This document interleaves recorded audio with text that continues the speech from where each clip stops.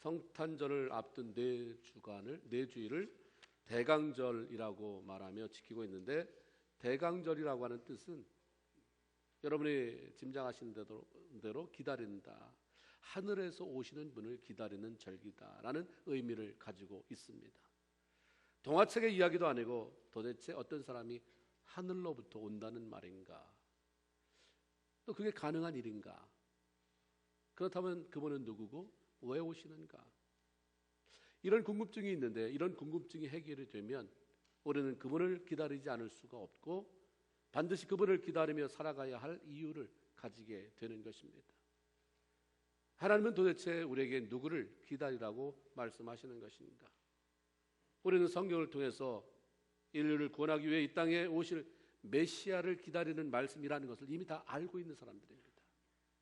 에덴 동산에서 하나님의 말씀에 불순종해서 선악을 알게 하는 나무의 실과를 따먹은 첫사람 아담과 하와는 자신들의 죄로 인해서 하나님과 분리가 되어버리는 영적인 죽음의 자리로 떨어졌습니다. 그들 앞에 놓인 것은 영원한 죽음뿐이었어요. 그런 인간들을 위해서 하나님께서 계획하신 것은 예수 그리스도를 이 땅에 보내서 그로 인해 죄를 대신 지고 죽게 하는 것이었습니다. 죄로 인해서 인간에게 쏟아 부어질 모든 진노와 저주를 한 몸에 지고 대신 죽음으로 인간들을 그들의 죄에서 구원해내야 되겠다고 하는 계획을 하나님이 가지신 거죠. 이런 하나님의 구체적인 인류 구원의 계획은 인간이 범죄하자마자 바로 세워졌습니다. 범죄하고 나서 하나님 막 고민하고 이걸 살려 죽여, 괘씸한 것들 죽여야 되겠다. 어느 날 생각해 보니까 또 아니지, 살려야 되겠다. 어느 날 생각해 보니까 아니야, 내 말 듣자고 죽여버려야 돼. 이게 아니라 범죄하자마자 인간을 불쌍히 여겨서 하나님이 구원 계획을 세워놓으셨고 그 내용을 창세기 3장 15절에 기록해 놨습니다. 내가 너로 여자와 원수가 되게 하고 내 후손도 여자의 후손과 원수가 되게 하리니 여자의 후손은 내 머리를 상하게 할 것이고 너는 그의 발꿈치를 상하게 할 것이다. 이 말은 하와를 유혹해서 선악과를 따먹게 한 뱀에 대한 하나님의 책망의 말씀입니다. 여기서 너로라고 하는 것은 바로 뱀을 말하는 거고 이것은 사탄을 상징하는 거잖아요. 여인의 후손이라고 하는 것은 바로 동정녀 마리아를 통해서 이 땅에 태어나게 될 예수 그리스도를 말씀하는 것입니다. 그분이 뱀의 머리를 상하게 한다고 하는 것은 십자가에서 죽으시고 부활하심으로 뱀으로 상징되는 사단의 권세를 깨뜨리고 인류를 죄로부터 해방하게 될 것이라고 하는 예언적인 말씀인 것입니다. 이 최초의 언약이 있은 이후에 이런 메시지가 주어진 다음에 하나님은 끊임없이 구약의 선지자들을 보내서 계속적으로 이 메시지를 이제 전하게 했던 거죠. 그런 예언적인 메시지가 창세기, 그다음 출애굽기, 레위기, 민수기인데 민수기의 24장 17절에 이렇게 기록되어 있습니다. 내가 그를 보아도 이때의 일이 아니며 내가 그를 바라보아도 가까운 일이 아니로다. 한 별이 야곱에게서 나오며 한 규가 이스라엘에게서 일어나서 모압을 이쪽에서 저쪽까지 치고 무찌르고 또 셋의 자녀들을 다 멸하리로다. 한 별이 야곱에게서 나온다. 야곱 족속에게서. 야곱에게서 12지파가 나오고 그 가운데서 예수님이 다윗의 후손으로 나오지 않습니까? 거기서 야곱 지파의 한 별이라고 하는 것은 앞으로 이 땅에 오시게 될 메시아 예수 그리스도에 대한 예언인 것입니다. 이렇게 나오더니 이게 처음에는 무슨 말인지 잘 모르는 거예요. 우리는 알지만 이 예언이 점점 분명해지더니 이사야 7장 14절에 보라 처녀가 잉태하여 아들을 낳을 것이요 그 이름을 임마누엘이라. 온다는 분은 아들이구나. 임마누엘이라는 이름을 갖게 될 것이구나. 이게 벌써 몇천 년 전에 기록이 되어 있어요. 예언되어 있습니다. 그러더니 거의 구약성경 끝에 갈 때 미가서 5장 2절에는 베들레헴 에브라다야 너는 유다 족속 속에 작을지라도 이스라엘을 다스리는 자가 내게서 나올 것이다 라고 하는 예언을 통해서 주님이 보내겠다고 한 그 메시아가 어디에 탄생하게 될 것인 것까지도 아주 구체적으로 우리에게 알려줍니다. 그래서 하나님을 사랑하고 그분의 말씀에 순종하는 삶을 살았던 경건한 사람들은 하나님이 약속하신 그 메시아를 기다리며 살았어요. 메시아가 온다는데 언제일까? 이렇게 삶이 공고한데 구약시대에도 수도 없이 많은 외침을 받잖아요. 수많은 외부의 모압이다, 아말렉이다, 암몬이다, 수없이 많은 공격을 받고 나라가 곤고해지고 이럴 때마다 메시아가 오기를, 그 메시아 대망 사상이 자꾸 생겨났지 않습니까? 그러다가 계속해서 이게 더 구체적으로 생각하면서 주님이 오실 쯤에 그 주님을 기다리다 만난 대표적인 인물이 우리가 잘 아는 시므온과 안나라고 하는 사람입니다. 신약 성경에 등장하지만 그는 구약적인 인물이에요. 그들은 하나님께서 분명히 메시아를 이 땅에 보내주신다고 했기 때문에 하나님의 말씀을 신뢰하며 기다렸습니다. 안나와 같은 여인은 결혼한 지 7년 만에 남편이 죽어서 과부가 되었고 그 후에 84세가 될 때까지 밤낮으로 금식하며 기도하며 하나님을 섬기고 이 땅에 오실 메시아를 기다리다가 결국 그가 죽기 전에 예수를 만나잖아요. 탄생하신 예수를 만나고 그 영광스러움에 하나님을 찬양하다가 자기 삶을 마감하게 됩니다. 시므온과 같은 사람도 구약에 예언된 메시아요, 이스라엘의 위로자인 예수 그리스도를 만나기를 간절히 소망했던 사람입니다. 이 땅에 소망이 없습니다. 주님이 소망으로 보내실 메시아가 온다고 하는데 나 꼭 만나고 싶습니다. 진정한 소망, 그 소망의 메시아로 인해서 위로받고 싶습니다. 그러다가 마침내 예수 그리스도께서 마리아를 통해서 이 땅에 태어나셨을 때 그 아기를 품에 안게 되면서 너무 감격한 거예요. 그래서 기도를 어떻게 하냐면 하나님 됐습니다. 이제 됐습니다. 이제 평안히 나로 하여금 하나님 품으로 돌아가게 하옵소서. 이런 기도와 함께 자기 생을 마쳤어요. 우리가 잘 아는 대로 이미 2000년 전에 이 땅에 오신 예수 그리스도는 33년의 생을 이 땅에서 보냅니다. 30년은 준비하는 시간들, 가족과 함께 형제들을 도와가면서, 그리고 마지막 3년은 공생애로 이제 집을 나와서 사람들에게 복음을 전파합니다. 그리고 가르치시고 온갖 병을 치료하시고 귀신을 쫓아내요. 사람들을 자유케 해주셨습니다. 그리고 마침내 십자가에 달려 돌아가시고 무덤 속으로 들어가신 지 3일 만에 부활하심으로 인류 구원의 길을 아주 완벽하게 확실하게 열어놓으셨어요. 우리가 잘 아는 대로 요한복음 1장 12절에 보면 영접하는 자, 곧 그의 이름을 믿는 자들에게는 하나님의 자녀가 되는 권세가 주셨으니, 이 말씀처럼 이제 누구든지 예수 이름을 믿고 그분을 내 삶의 구원자다 받아들이면 하나님의 자녀가 되고 영원한 지옥 형벌을 면하게 된다는 하나님의 그런 놀라운 법칙을, 놀라운 길을, 구원의 길을 열어놓으셨어요. 그러면 이제 사람들에게 남은 일은 뭐냐면 예수 잘 믿으면 되는 거예요. 그 예수를 내가 모셔드리고 예수 잘 믿으면 되고, 나가서 그 예수 잘 믿으라고, 그 예수 믿어야 구원받는다고 얘기하면 되는 거예요. 근데 왜 성경은 여전히 모든 성도들에게 또 예수, 또 오실 예수를 기다리라고 말하는가? 왜 또 오시는가? 한번 오셨으면 됐지 왜 또 오시는가? 그렇게 오시겠다고 난리를 구약성경에 쳐서 그 오셨다. 근데 왜 또 오시는가? 왜 또 오신다고 또 신약에는 그렇게 수도 없이 말씀을 하시는가? 그것은 인류를 구원하기 위해서 또다시 여인의 몸을 통해서 갓난아기의 모습으로 오실 예수를 기다리라고 하는 게 아니라, 이제는 틀리다. 그때하고는 틀리다. 그때는 믿어라 사정을 했지만 너 예수 안 믿으면 안 된다. 예수 안 믿으면 영원히 죽는다. 이제는 기회를 다 줬기 때문에 이제 기회 끝. 만왕의 왕으로 심판해 주러 주님이 오실 것인데 그분을 기다려라 라고 하는 말씀인 것입니다. 언제까지 사랑해 주님 사랑해 주님 사랑해 주님 하면서 그렇게 너희들에게 벌벌 떨면서, 이게 아니라 그 마감하는 시간이 있게 되는데 주님이 오시는 시간이다. 그 오실 주님을 기다리라고 하는 말씀입니다. 예수님께서 부활하신 후 많은 사람이 보는 가운데서 이 땅을 떠나 하늘로 이렇게 올라가십니다. 올라가면서 구름이 저를 가렸다고 성경에 그렇게 기록되어 있는데, 많은 사람들이 이제 예수님과 영영 이별이구나, 다시는 보지 못하는구나 슬퍼합니다. 안타까워합니다. 그때 하나님의 천사를 통해서 하신 말씀이 사도행전 1장 11절에 이렇게 기록되어 있습니다. 갈릴리 사람들아 어찌하여 서서 하늘을 쳐다보느냐, 너희가 보는 것처럼 너희 가운데서 하늘로 올려가신 이 예수는 하늘로 가심을 본 그대로 다시 오시리라. 할렐루야, 아멘. 이런 또 다른 약속의 말씀이 주어진 거죠. 아주 가시는 것이 아니라 다시 오실 것이라는 말씀이에요. 그때는 연약한 아기의 모습으로가 아니라 바오로가 죽이려고 하는 칼날을 피해서 도망 다녀야 되는 그런 아기가 아니라, 십자가에 아주 나약하게 못 박히고 죽어야 하는 그런 예수가 아니라 인류를 심판할 심판의 주요 만왕의 왕으로 오시게 된다는 것입니다. 메시아로 이 땅에 오실 예수 그리스도에 대한 많은 예언이 구약 성경에 기록되어 있듯이 신약 성경에는 이 땅을 심판하러 다시 오실 예수 그리스도의 재림에 대한 예언이 구석구석에 있어요. 데살로니가전서 4장 16절, 주께서 고령과 천사장의 소리와 하나님의 나팔로 친히 하늘로 쫓아 강림하시리니. 이게 믿어지냐고요. 무슨 동화 같은 얘기를 성경에. 믿어지는 게 은혜고 믿어지기 때문에 기다려지는 것은 축복인 줄로 믿습니다.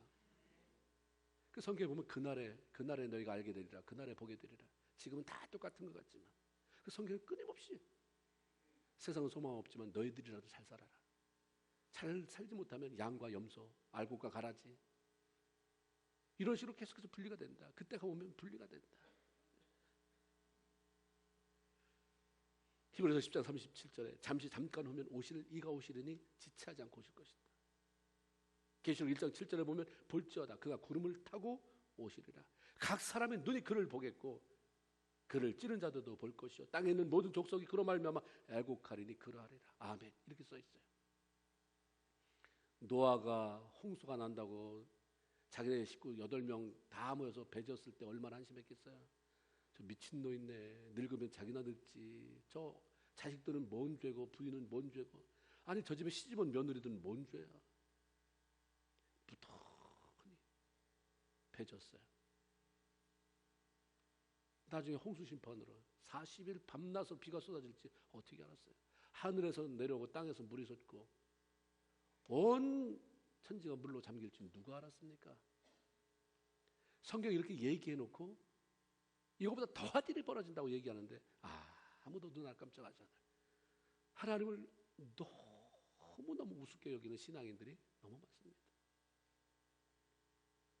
그러므로 이 땅에 사는 모든 성도들은 자신이 죽어가게 될 하나님 나라를 사모하며 소망 가운데 살아가야 하지만 동시에 내가 죽기 전에 약속하신 그 말씀대로 다시 오실지 모르는 예수 그리스도의 나타남을 기다리는, 사모하는 사람이 되어야 하는 것입니다. 제가 신학교에서 공부할 때는 목회자들이 공부를 많이 한 사람이기보다는 정말 영적인 경험이 풍성했던 그런 분들이에요. 그런 분들이 여러분, 주님이 그때도 그랬어요. 주님이 다시 오실지 모릅니다. 그러면서 늘 뭘 준비시켰냐면 잘 때 양말 함부로 벗어놓고 자지 말고 바지 아무 데나 벗어 던지지 마시고, 주의 종들이 주님이 오셨는데 휴고됐거나 아니면 죽고 났는데 바지가 여기가 있고 양말이 여기가 있고 이러고 나면 이게 덕이 되겠습니까? 깔끔하게. 그러니까 그게 주님을 사모하는 마음으로 연결된다고 말씀하세요. 잘 때 내일 주님이 오실지도 모른다. 오늘 밤에 자다가 내가 죽을지도 모른다. 그 주변을 늘 정리해라. 이렇게 말씀을 들려주셨어요. 우리는 기다리는 사람이어야 합니다. 그렇기 때문에 이제 우리에게 남은 과제는 언제인지 정확한 날짜를 알 수는 없지만 곧 오시겠다고 약속하신 재림의 주님을 어떻게 기다려야 하는가요? 제대로 된 기다림을 위해서 꼭 필요한 게 뭐냐면 준비하는 거예요. 기다림. 어쩌다 보니까 아이고 벌써 주일인, 오늘이 일요일이야. 이것과 오늘이 월요일이라 주님 이 한 주간 내가 정말 잘 준비했다가 주일날 우리 믿음의 성도들 만나서 함께 찬양할 때 내가 찬양한 것과는 비교할 수 없는 같이 부름으로 말미암은 감격이 있게 하옵소서. 예배 드릴 때 하나님 앞에 정말 기름 부음이 넘쳐나는 예배 되게 하옵소서. 준비하며 기다리는 사람하고는 천양지차예요. 똑같이 나와 있다 할지라도 준비된 예배와 준비되지 않은 예배가 다른 것이고, 누가 온다고 했을 때 준비하면서 기다리는 사람과 너 벌써 왔니 하는 것과는 엄청난 차이가 있는 거죠. 기다림이라고 하는 말은 누군가 만나고 싶은 사람이 있거나 찾아올 사람이 있는 사람에게 해당되는 말이죠. 이런 사람들은 언젠가 내가 사랑하는 사람, 내가 좋아하는 사람들을 만나게 될 것이라는 기대감 속에 뭔가를 준비하는 거죠. 준비하는 데에는 수고와 번거로움이 안 따를 수 없어요. 이번에 시집간 딸이 온대, 사유하고 온대. 오는 건 좋지만 오면 어떻게 해줄까? 뭘 먹일까? 어떻게 할까? 뭘 준비하는 것은 기쁨으로 준비하더라도 번거로움은 따르는 것입니다. 그러나 사랑하는 사람이나 좋은 일을 위한 준비는 더 이상 수고가 아니라 번거로움이 아니라 삶의 의욕이나 소망을 일으키고 오히려 내 마음에 더 기쁨을 주는, 그동안 없었던 새로운 어떤 의욕이 생겨나게 만드는 그런 동기를 부여해 줄 수도 있다고 하는 것입니다. 사랑하는 사람이 찾아오기로 해서 기다렸는데 제대로 준비가 되어 있지 않으면 그 사람이 오는 게 부담이 됩니다. 아직 안 됐는데 하필이면 이 기간에 이렇게 바쁜 일이 많이 생겨나. 전화할까? 다음 주에 오라고? 다음에 오라고? 그리고 그 당시에 왔으면 온 내내도 마음이 불편해요. 부담이 되고 불안합니다. 좋은 사람이고 사랑하는 사람과 시간을 보냈음에도 불구하고 그냥 짜증스러움, 피곤함이 더해갑니다. 그러나 내가 할 수 있을 만큼 제대로 준비하고 그리고 만나면 마음에 자신감이 또 여유가 생기고 만남으로 인한 즐거움이나 위로가 더욱 넘치게 됩니다. 우리가 혹 준비가 안 돼서 너 다음 주에 오면 안 되니, 다음 달에 오면 안 되니 라고 말할 수 있지만 주님 오심을 맞이하는 것은 내 마음대로 시간 조정이 안 된다고 하는 것입니다. 주님이 오시겠다고 하는 날 아무도 막을 수 없는 것입니다. 그래서 준비가 매일매일 준비가 필요한 거죠. 본문에는 신랑을 맞으러 나간 10처녀에 관한 비유가 있습니다. 여기 나오는 10처녀는 모두 신부가 아니라 신부의 들러리들이죠. 당시 유대인의 결혼 풍습은 보통 해가 진 후에 진행되었고 신랑의 결혼식을 치르기 위해 신부의 집으로 찾아왔습니다. 그래서 들러리들은 신랑 행렬을 맞이하면서 그들을 비춰줄 등을 들고 신랑을 맞으러 나가 기다리다가 신랑이 도착하면 신부의 집 안으로 안내해 드리는 것입니다. 그리고 동시에 문이 닫혀버려서 그 다음부터는 아무도 들어올 수 없게 했다고 합니다. 그런데 오늘 비유의 말씀에 나오는 10처녀가 모두 신랑을 기다리고 있었지만 불행하게도 5처녀는 신랑과 더불어 잔치자리에 들어가지 못했다고 하는 것입니다. 이 10처녀는요 모두 다 믿는 사람을 말하는 거예요. 예수님의 비유는 거의 믿는 사람들, 믿는다고 말하는 사람이에요. 똑같이 믿는다고 하는데 어떻게 5사람은 잔치자리에 들어가고 어떻게 5사람 들어가지 못하느냐. 근데 그렇게 된다는 얘기죠. 그런 날이 반드시 온다는 얘기예요. 100% 약일 수 없고 100% 염소일 수 없다. 거긴 양도 있을 수 있고 염소도 있을 수 있다. 100% 여기 알곡만 있을 수 없다. 거기 가라지도 있을 수 있다. 누가 가라지냐? 누가 염소냐? 누가 못 들어간 미련한 5처녀가 될 것이냐? 우리는 내가 아니기를 소망하는 거죠. 1절에 보면 10처녀들이 등을 들고 신랑을 맞으러 나간다고 했는데 어떤 책을 보니까 그건 일종의 횃불 같은 것이다. 왜냐하면 집에서 사용하는 조그만 등 같은 것은 밖에 나가서 신랑을 기다리기 위해서 사용하기에는 날씨 관계나 뭐 이런 것 때문에 굉장히 부적절해서 좀 더 큰 횃불을 들고 나갔다라고 얘기를 해요. 신랑 행렬을 지나갈 때 등을 높이 들어 그 불을 비춰야 됐기 때문에 장대 높은 곳에 손뭉치를 달고 거기에 기름을 묻혀 사용했고 불꽃을 밝게 밝혀서 타오르게 하면 어쩔 수 없이 기름이 금방금방 달아버리기 때문에 여분의 기름통을 준비했다고 합니다. 신랑이 언제 올지 모르기 때문에 여분의 기름을 따로 준비하는 것은 아주 중요한 일이었습니다. 그런데 그 중에 5처녀는 미련해서 등만 달랑 들고 가는 거예요. 처음부터 꺼졌다면 이거 불이 꺼졌네 하면서 기름을 묻혀갔겠죠. 미련하니까 그것밖에 못 보는 거예요.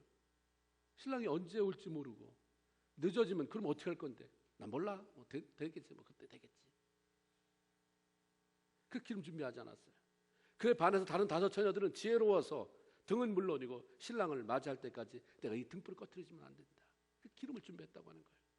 그래서 마태복음 25장 2절에 보면 그들의 그 중에 5은 미련하고 5은 슬기 있는 자다. 이렇게 말씀해 줘요. 여기서 미련하다고 하는 말은 어떤 뜻을 가지고 있냐면 태만하고 별 생각 없이 생활하는 사람. 이렇게 해석이 나왔어요. 이 헬라어가. 슬기롭다는 말은 생각이 깊고 준비성이 있음. 아무 생각 없이 되는 대로 사는 사람이 미련한 자라는 거예요. 뭘 똑똑하고 많이 알아서 지혜롭고 몰라서 무식하고 미련하고가 아니라 신앙 안에서는 생각 없이 사는 사람. 그래서 아무것도 준비가 되지 않는 사람. 굉장히 미련하다. 생각을 가지고 준비하며 사는 사람. 지혜롭다라고 말씀합니다. 잠언 1장 32절에 보면 어리석은 자의 퇴보는 자기를 죽이고 미련한 자의 안일은 자기를 멸망시킨다라는 말씀이 있습니다. 앞으로 나가지 못하고 자꾸 뒤로 물러서는 것, 그거 퇴보라고 말하는데 어리석은 삶을 사는 자의 특징은 용기 있게 앞으로 나가지 못합니다. 머물러 있는 것도 힘들어요. 비틀비틀해서 자꾸 뒤로 미끄러집니다. 그러다 결국 자신을 죽게 만든다는 거죠. 편안함에 빠져서 마땅히 준비할 것을 준비하지 못하고 사는 것이 안일함인데, 미련한 자는 이렇게 바로 준비하지 못하고 안일하게 살다가 망한다고 하는 것입니다. 우리가 내일 마땅히 해야 될 일은 바로바로 처리하는 생활 가운데서 지혜로운 자는 많지만 영적으로는 미련한 사람이 꽤 있을 수 있어요. 주님이 오신다고 말씀을 그렇게 하는데도 언제 오시겠어? 오시면 언제 오시겠지? 이렇게 잊어버리고 아무런 준비가 되지 않고, 우리 신앙인들은 앞으로 나가는 거예요. 위로 올라가는 사람이지 자꾸 퇴보하거나 안일에 빠져서 영적으로 파산하는 사람들이 아닌 것입니다. 그러므로 우리 모두는 영적 안일을 거부해야 돼요. 퇴보하는 삶에서 벗어나야 합니다. 예상한 것보다 신랑이 더디 옴으로 인해서 피곤함과 더불어 밀려오는 잠을 어떻게 할 수 없었어요. 졸기는 다 졸았어요. 지혜로운 여자는 꿋꿋이 안 졸았다가 아니라 지혜로운데도 좋은 거예요. 우리가 지혜롭게 신앙생활하고 우리가 충만해서 해도 어느 순간에 슬럼프가 오는 기간이 없지 않아 있습니다. 어느 순간 내 삶에 영적으로 무뎌지는 순간이 오기도 하죠. 다 졸았어요. 얼마 시간이 지났을까? 한 밤중에 누군가가 야, 신랑이 왔다, 빨리 나와서 맞아라라고 하는 소리가 들립니다. 깜짝 놀라서 눈을 떠보니까 불이 가물가물해진 거예요. 그래서 시간이 들어서 이제 기름이 다 달았잖아요. 불이 전부 꺼져가려고 하는 거예요. 다시 기름을 부어서 불을 환히 밝힐 필요가 있어요. 정말 이제 주인공이 왔으니까. 지혜로운 여인은 잠깐 졸긴 했지만 아이고 내가 잠깐 졸았네 하면서 옆에 기름통이 있으니까 별 문제 될 게 없어요. 그 기름통을 열고 다시 기름을 부어서 불을 밝히고 신랑을 맞이할 수 있었지만, 미련한 여인은 이제 그때 더듬는 거예요. 아차! 얼마나 안타까워요. 아예 기름이니 등이니 이런 걸 모르는 믿지 않는 사람이라면 내가 운명 이런가 보다 하는데 들은 게 있거든요. 어설프게 예수 믿다 이게 기름이 달랑달랑해서 내가 조금만 기름만 더 있어도 아유 안타깝다. 얼마나 당황스럽겠습니까? 그래서 지혜로운 여인한테 야, 내 등불이 꺼져가니까 너 기름 가져왔지? 나도 좀 나눠줘라고 애원을 하지만 매몰차게 거절당해요.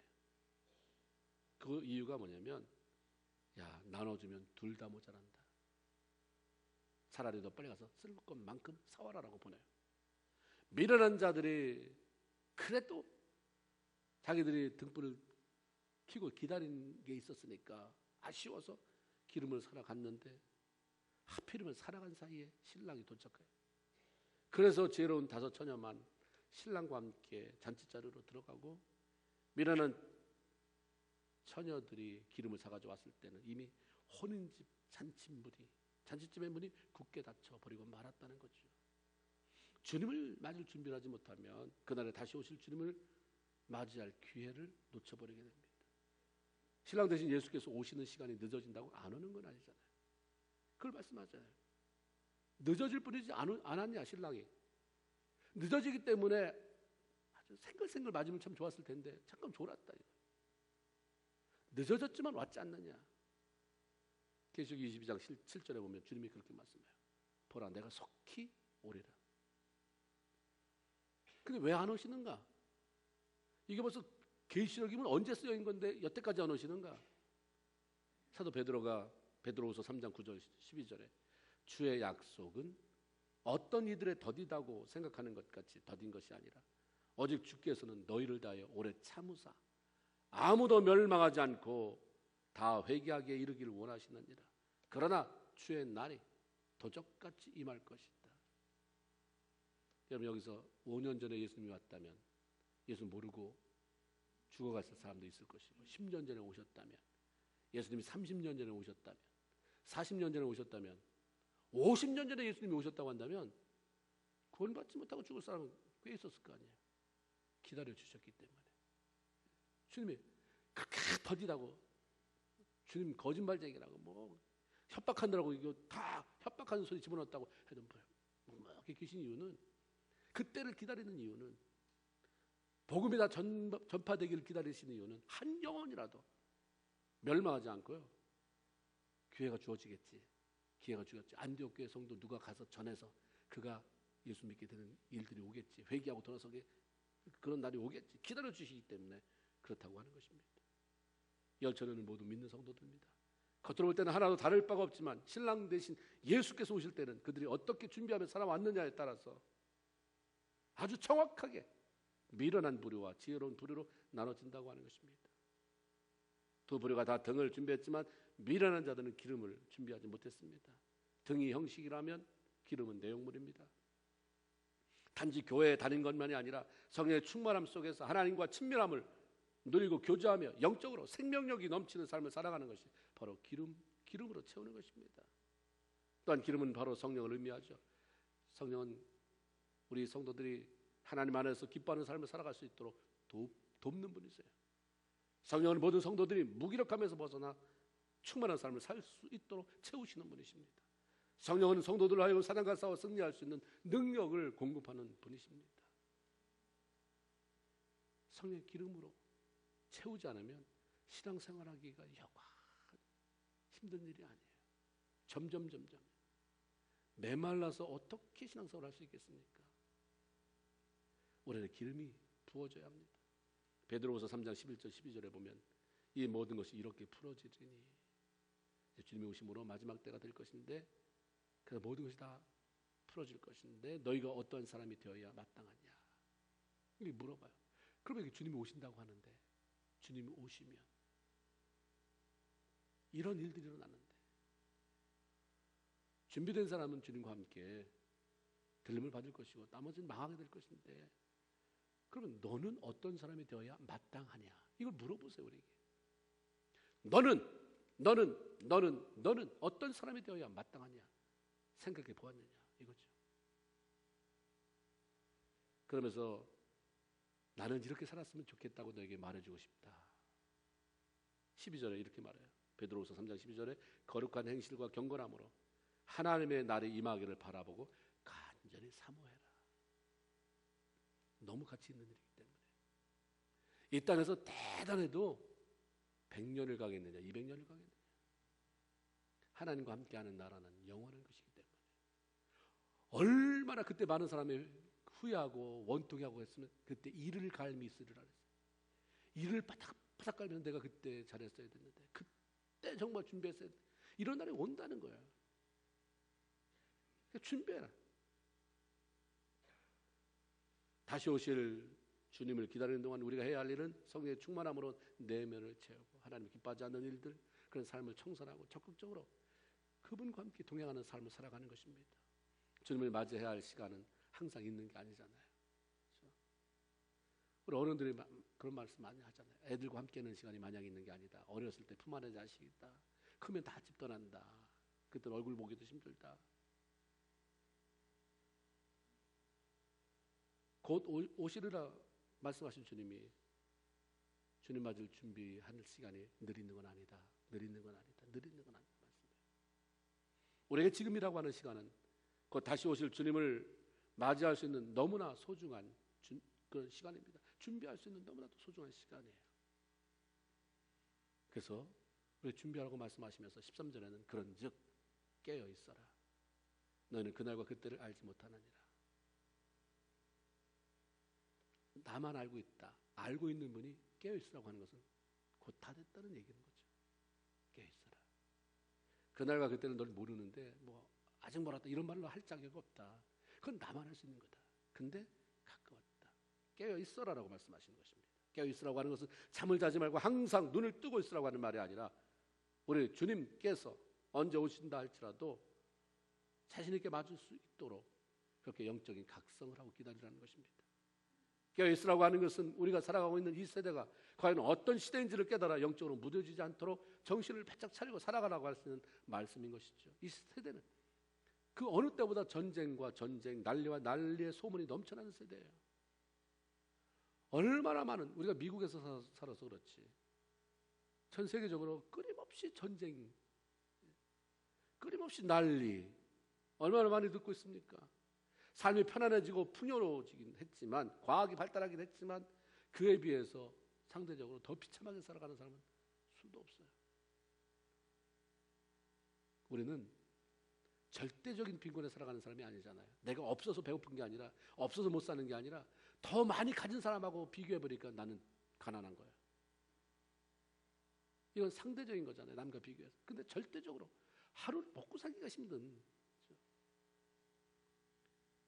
여기로 말하면 씨뿔이 없어서 평생 종으로 묶이는 아이들도 굉장히 많고요. 그렇잖아요. 아프리카 같은 나라만 해도 그래도 많이 문화가 보급됐다고 했지만 저희가 물된 정산 때문에 가봤을 때 그 애들은 다 구제품으로 온갖 브랜드 네임은 다 있어요. 미국에서 들어간 옷이라 온갖 겟도 있고 별거 다 있어요. 근데 단추가 다 달려있는 애를 보질 못했어요. 신발 다 짝짝이 신거나 이런 거. 그런 와중에 좀 새 거는 다 중국 물건 들어간 거예요. 중국 물건이 덤핑으로 들어갔지. 그 아이들보다 더한 애들이 굉장히 많은 거거든요. 굉장히 많아요. 우리가 풍요롭다고 말하고 쇼핑 나가거나 아니면 마켓에 가보면 돈이 없어 그렇지 넘치는 물건 때문에 사람들이 저거 갖고 싶고 저것도 갖고 싶고 그러니까 돈에 완전히 노예가 되는 거잖아요. 그런데 아예 없어요. 아예 없어. 너무 비참하게 사는 사람이 너무 많습니다. 진정한 평화는 점점 사라지고 사람들은 잔인해져 갑니다. 인터넷이나 각종 미디어를 통해서 접하게 되는 지식은 홍수처럼 밀려오지만 뭐가 참 지식인지 뭐가 참 진리인지를 아주 헷갈리게 만들어놔요. 이게 옳은 건 줄 알고 했더니 또 다른 걸 찾아보면 이게 더 훨씬 더 옳은 것 같고 그런 줄 알았더니 여기서 또 이게 더 옳은 것 같고 도대체 어떤 게 옳은 거냐 어떤 게 틀린 거냐. 우리는 정보의 홍수 속에서 아주 굉장히 혼란스러운 세대를 살아가고 있습니다.